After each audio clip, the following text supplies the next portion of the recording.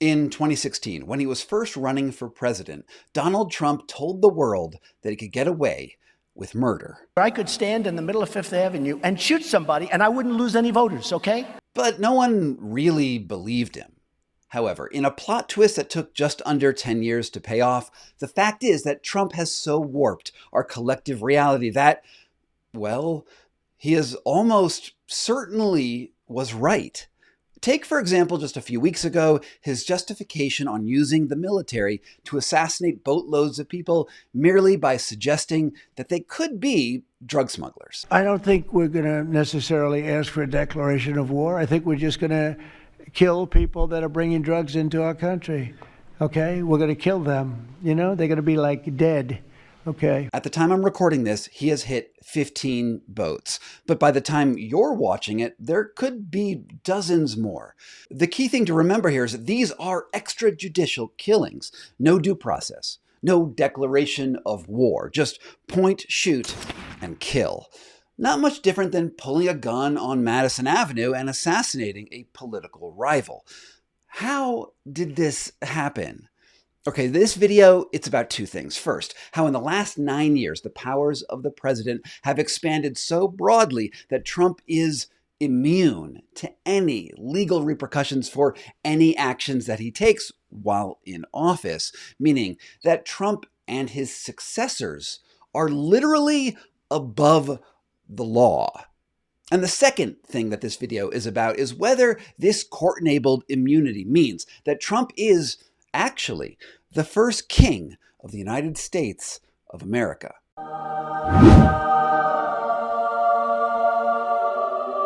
Now, both of those questions all come down to a 2024 Supreme Court ruling appropriately named Trump versus the United States of America. See, all the way back in 2020, you probably remember the attack on the U.S. Capitol, where Trump supporters stormed the Capitol building in an attempt to stop the certification of the 2020 election and overturn it to Trump's favor.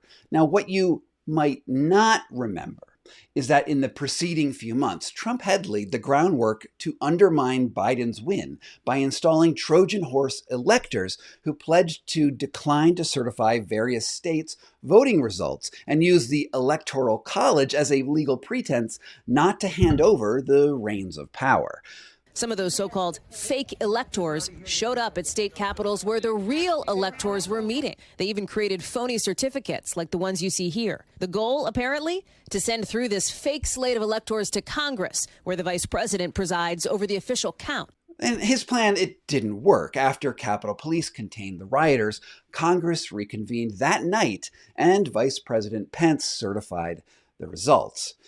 For even in the wake of unprecedented violence and vandalism at this Capitol, the elected representatives of the people of the United States have assembled again on the very same day to support and defend the Constitution of the United States. A few weeks later, Congress moved to impeach Trump for his blatant disregard of the Constitution. But that brief moment of patriotism and unity to defend the Constitution against enemies foreign and domestic evaporated on the floor of Congress.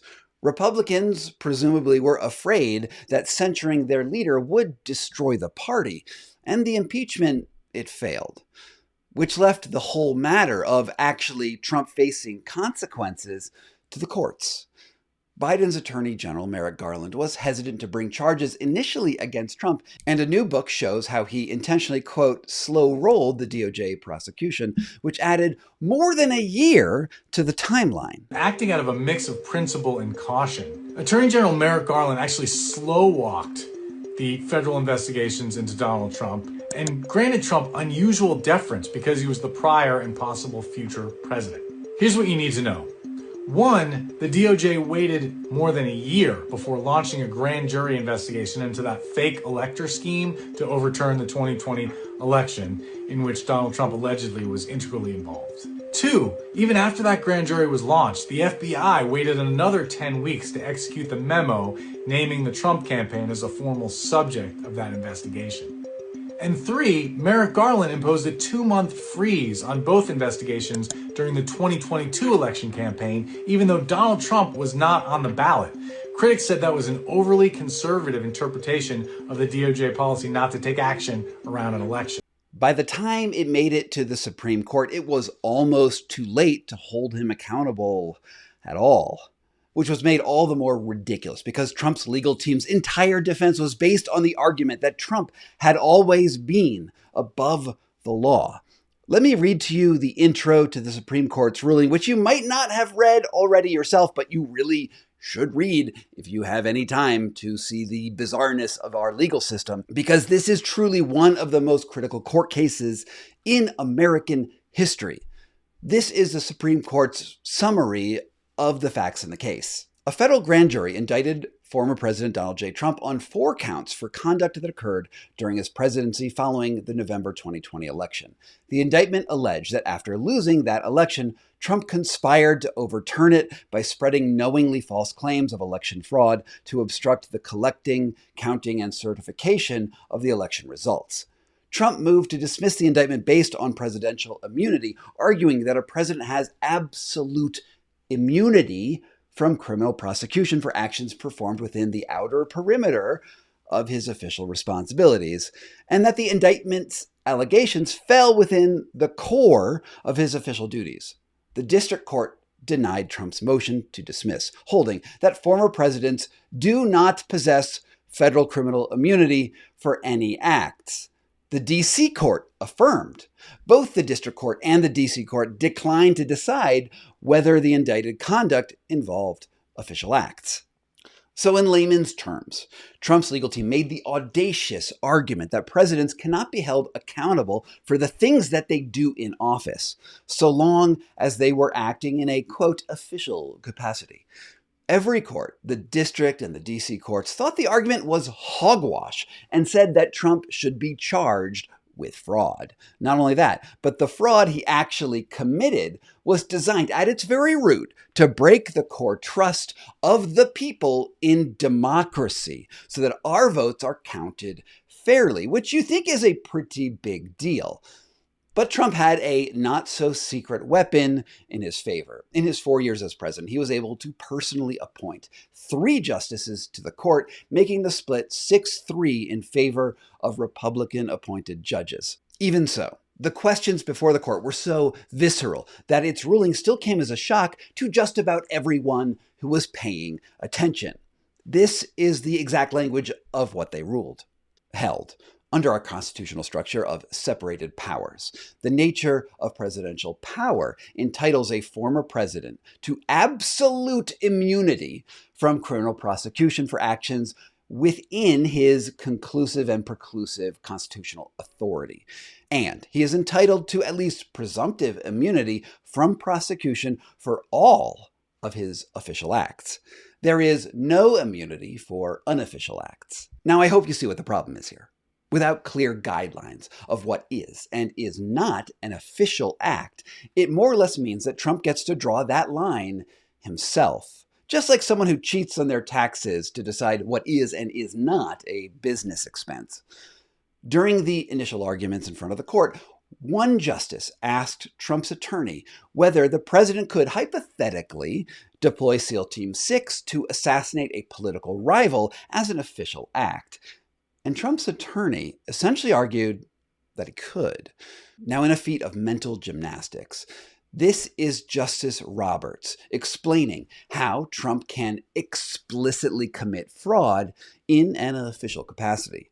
The indictment's allegations that the requested investigations were shams or proposed for an improper purpose do not divest the president of exclusive authority over the investigative and prosecutorial functions of the Justice Department and its officials, because the president cannot be prosecuted for conduct within his exclusive constitutional authority.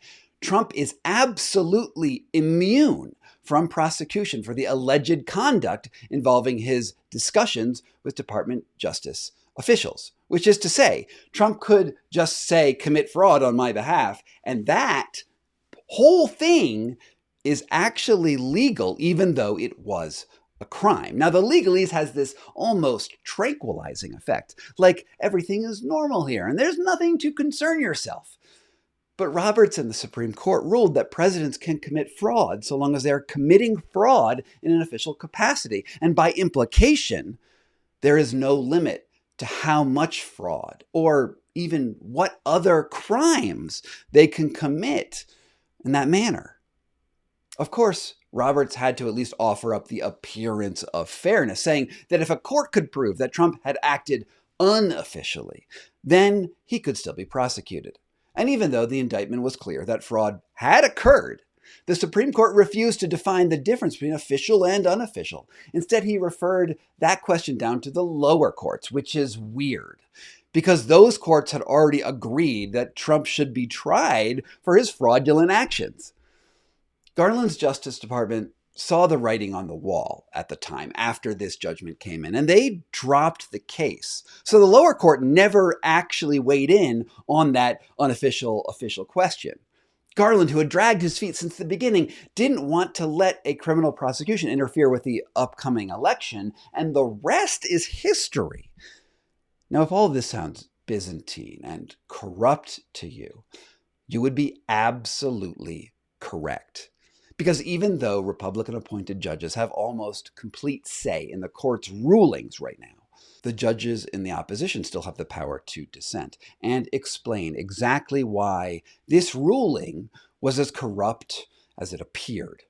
Justice Sotomayor wrote one of the most scathing rebuttals to the Roberts Court that has ever been set into print, calling the ruling exactly what it was: treason. Here's what she wrote. Today's decision to grant former presidents criminal immunity reshapes the institution of the presidency. It makes a mockery of the principle foundational to our Constitution and system of government that no man is above the law. Relying on little more than its own misguided wisdom about the need for, quote, bold and unhesitating action by the president, ante 3 and 13, the court gives former President Trump all the immunity he asked for and more. Because our Constitution does not shield a former president from answering for criminal and treasonous acts, I dissent. Sotomayor effectively argued that the court majority had committed treason by allowing presidents, or more to the point, Trump himself, to be above the law in every single practical way.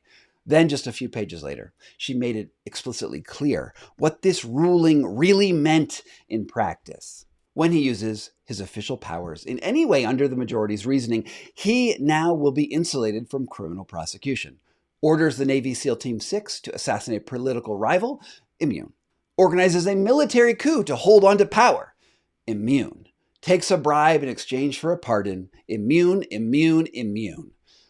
Now, people have argued with me in comments on Threads and on Blue Sky that the Supreme Court didn't actually legalize election fraud or treason because technically a court could still rule that one of his actions happened to be outside his official presidential powers. But the fact of the matter is that judicial review, it takes time. And while the court wants to appear to be above politics, you would have to be insane to believe that farce. When the Supreme Court remanded the case back down to a lower court to decide on a matter that it was supposed to decide itself, it effectively put the question of what an official act was into Trump's own hands. The reality is that Trump gets to decide for himself whether or not his actions are official, and no court will ever be willing to draw that line for him.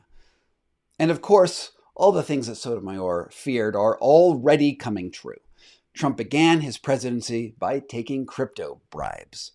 He has issued pardons for his political allies in exchange for money. He has sent the National Guard into Democratic cities all across America and engaged in a mass kidnapping campaign of alleged illegal immigrants. And then he denied those immigrants due process. He instituted a system of detention centers and denied millions of people any chance to see a judge. He is using military strikes to literally kill people simply on the accusation that they are drug dealers. As of the time that I'm recording this video, he is revoking food assistance payments to the poorest Americans as a bargaining chip during the government shutdown to make Democrats give up their campaign to stop insurance rates from doubling. Oh, and just to make it clear that he plans to keep up with illegally tilting elections in his favor, he also seems to be taking control of the election infrastructure itself through gerrymandering and possibly even hacking the machines themselves when one of his cronies bought Dominion voting and all of the proprietary software that goes with it. All of those are his official acts, even though they mostly contradict the rights that many Americans believe are baked into the Constitution itself. Now, to head off even more of the angry comments that I know are down below, it is true that Trump is not the first president to seek to expand presidential powers. Starting with maybe, Andrew Jackson, presidents have always tried to push the boundaries of what presidents can and cannot do. Obama, he conducted drone strikes that killed American citizens in foreign countries. Bush, Nixon, Obama, Clinton, and so many others fought wars without official congressional declarations and used executive orders to sidestep Congress. Yeah, all of that's true, and I've talked about it in several videos about the legalization of corruption in America, from the Powell Memo in 1971, the rise of the Federalist Society, to the architecture of Project 2025 itself. The process to centralize power in the chief executive has been going on for a long time. It's called unitary executive theory, which, to simplify for the case of this report, means that the president is effectively a king and can pretty much do whatever they want while they are in office. All of that, well, it's true. Trump didn't invent the idea that presidents might be above the law, but he has pushed the logic beyond the breaking point. What really is going on today is a full-scale takeover of the American Constitution and levers of governmental power. Trump might even run for an illegal third term. He has posted memes on social media of him literally wearing a crown. And I think it should be clear that the powers that he is claiming for himself will not be afforded to a Democratic president should one ever get back into office.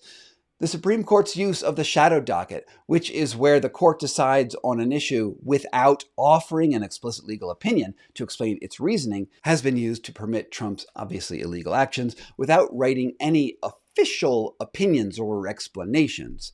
The shadow docket allows for Trump's Supreme Court to give reasoning when it wants to, or just allow him to do whatever he wants when there isn't a rationale that the public might accept.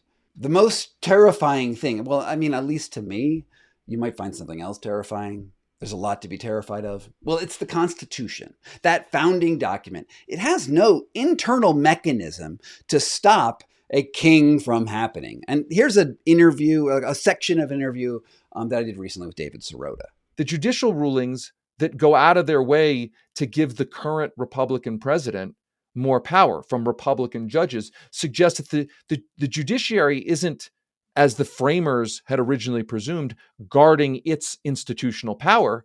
That's not what's happening. The party is protecting its power across all of the branches. And that sort of undermines and short circuits what the whole checks and balances concept is based on. The framers designed a system to prevent kings from taking power, not from getting them out of power once they were already in place. To do that, the framers had a different strategy, one that involved forming a continental army. It seems to me that we are facing a very similar problem to the original American revolutionaries. The Supreme Court has effectively made Trump above the law and perhaps a king. And yeah, okay, there's a legal fantasy land where it looks like there is a chance, at least on paper, that Trump could be held accountable for a crime in a hypothetical situation that gives just enough room for his allies and supporters to believe that we don't live in a totalitarian state. But everyone else can see reality for what it is.